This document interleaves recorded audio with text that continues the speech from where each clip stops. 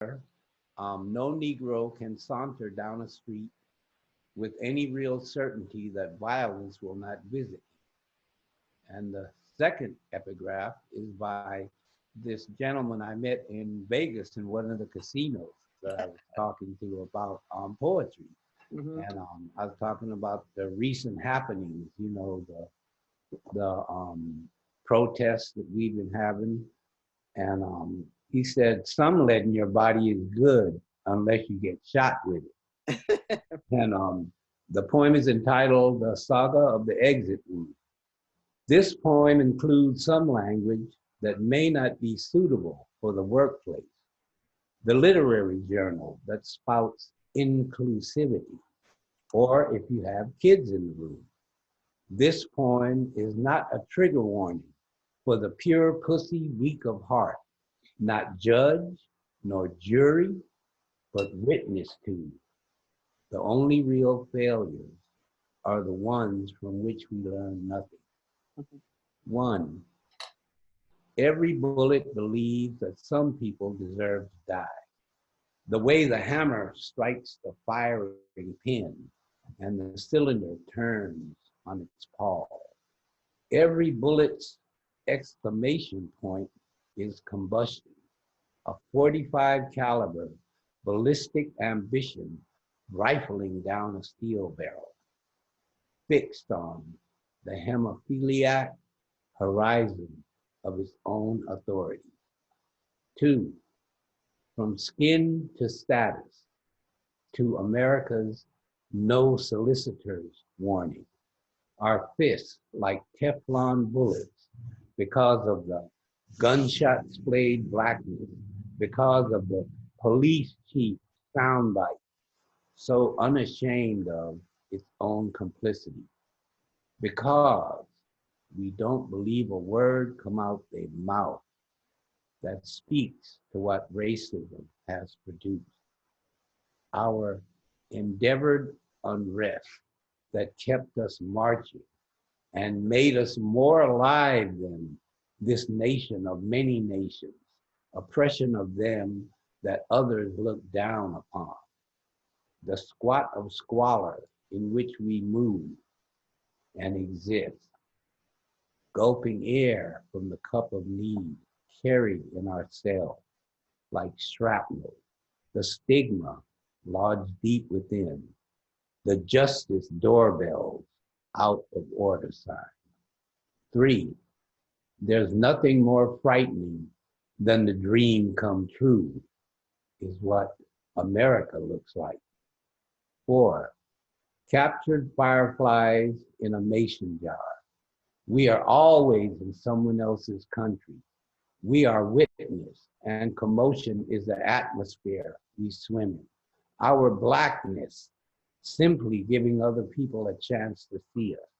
Our bioluminescence and excitation of call and response.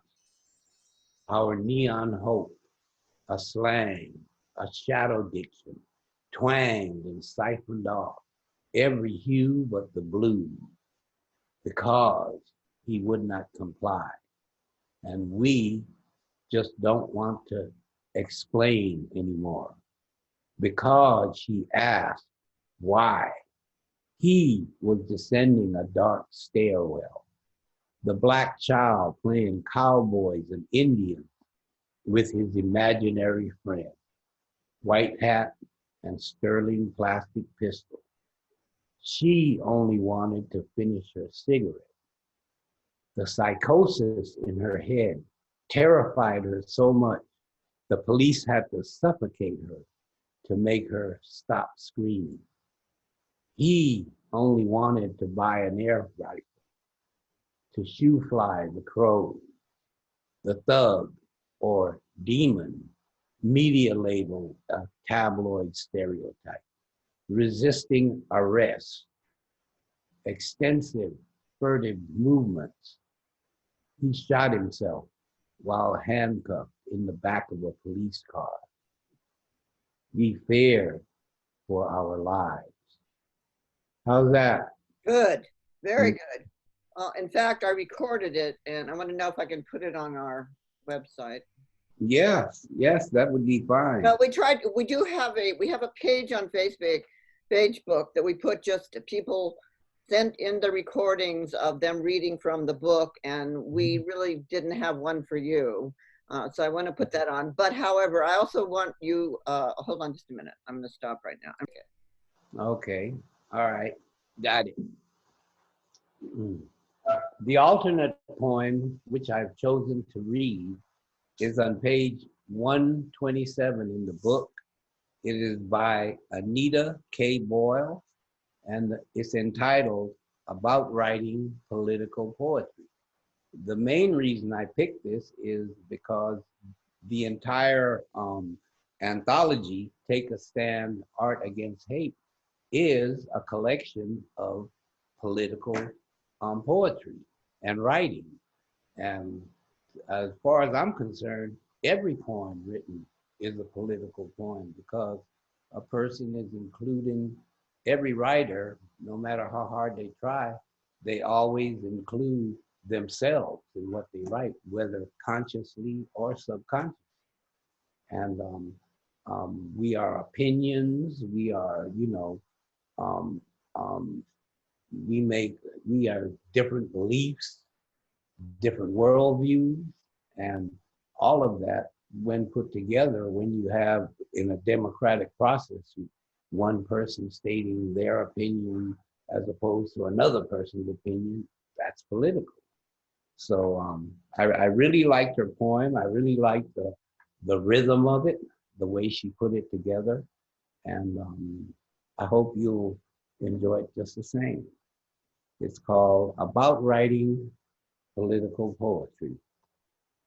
I don't write political poetry because words on a page become trite, because there is a value to life I cannot put into words, because I am a simpleton. I don't write political poetry about liars or traitors or patriots. I don't write about the bias of the electoral college, or about how corporations are now people, or how recent trade wars might adversely affect our lower and middle classes. I haven't written about our president, or how this one applauds dictators, shakes hands with tyrants, congratulates human rights abusers. I don't write political poetry because my words disappear in the wind, because even though marching and chanting, the rattling of signs, and the shaking of fists have happened, the tyranny continues. I am helpless and too stupid to make the slightest difference.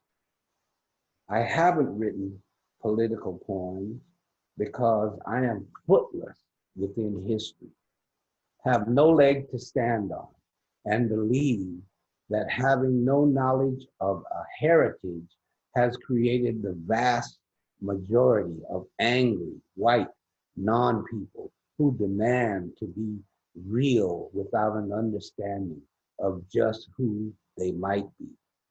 Let's take a breath here.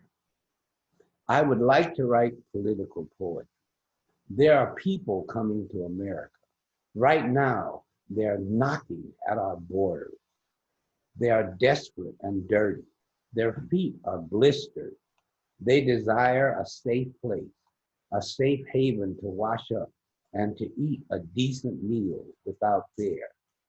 But we've shut the door, locked it, built higher, longer, and sharper walls to keep them away.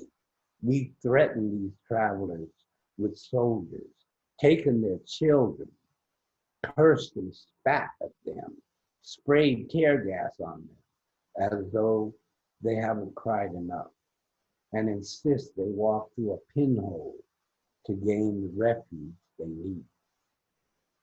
Our country is beautiful, but it is angry. Our country is spacious, but we are stingy. My country, 'tis of thee. Let all that breathe partake. I don't write political poetry because I don't know where to start and wouldn't know where to stop. Is on page 144 in the book, and it's called The AK-47 Blues, or Sorting Through a History of Violence. And it actually begins with an epigraph by a photographer and slash musician slash artist who lives in Wisconsin. And matter of fact, she was one of the instigators of the mass sit-in they had there at the Capitol, the big protest there. She was one of the main forces that helped put that together. Her name is Andrea Potts, and her epigraph is, if you turn the goddess to stone, don't be surprised if she doesn't bleed. And this is the AK-47 Blues, or Sorting Through a History of Violence. 1, this is a poem beginning with the outside gaze.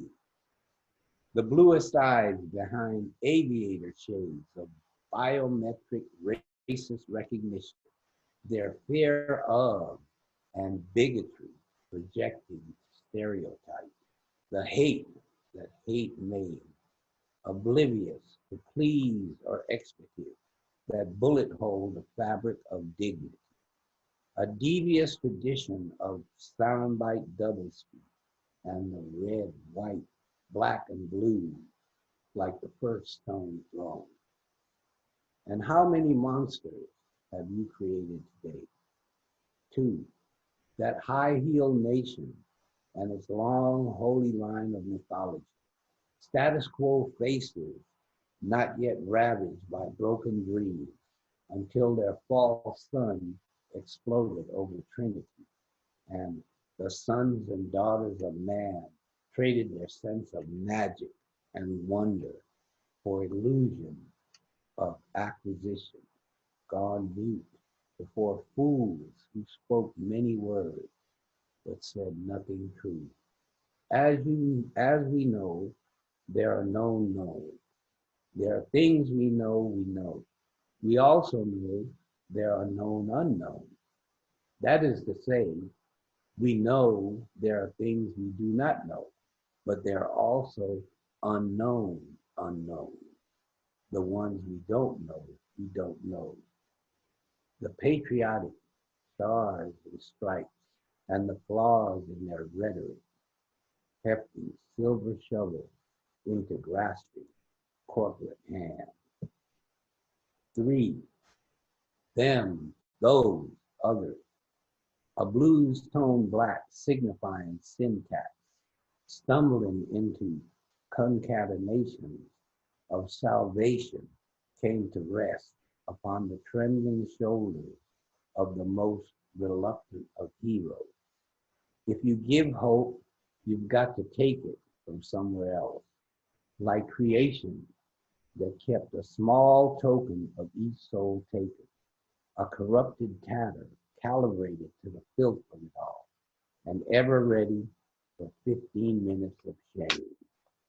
4, this poem is a camera shutter opening to pain, to synonym of wide-eyed fear, a ghostly apparition reflected in a shattered pane of glass, the way erosion bloodies a country yard in Alkali and can't speak past the ashes in our mouth.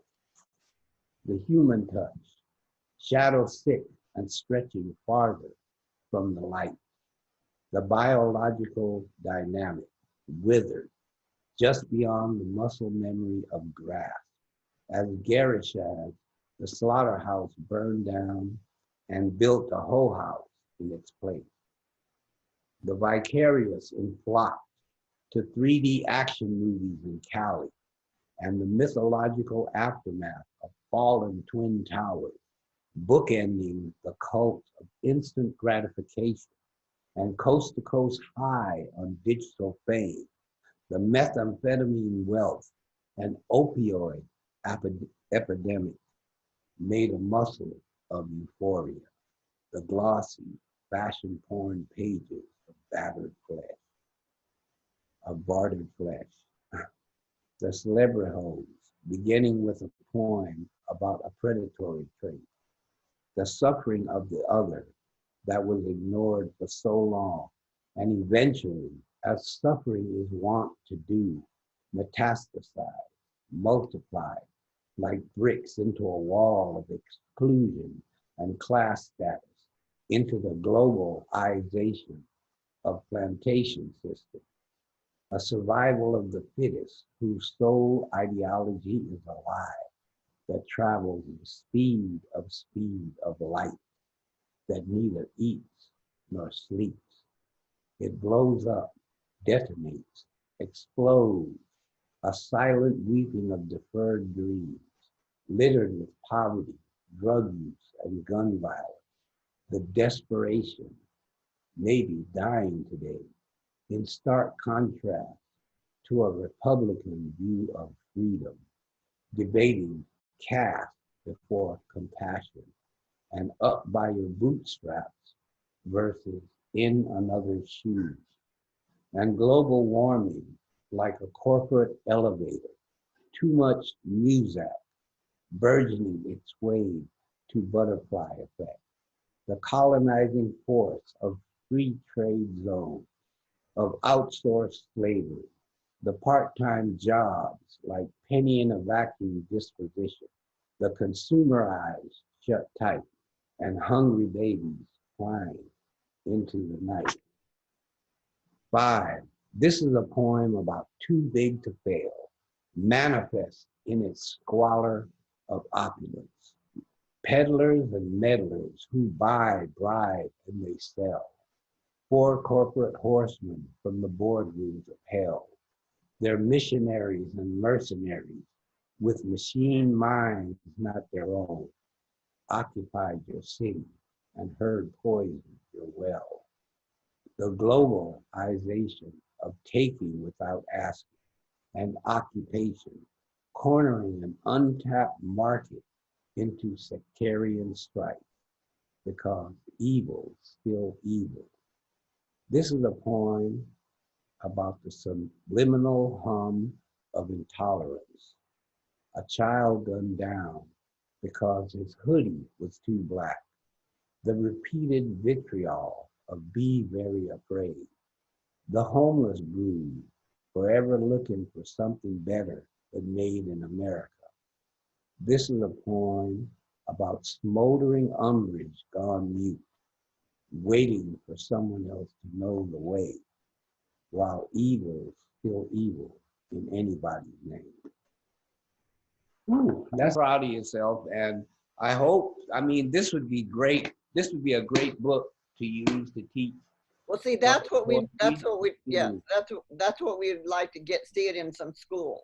I wish when I was in high school, I'd have had a book like this, man. Yeah, it would be a good textbook. You know, we did do a reading.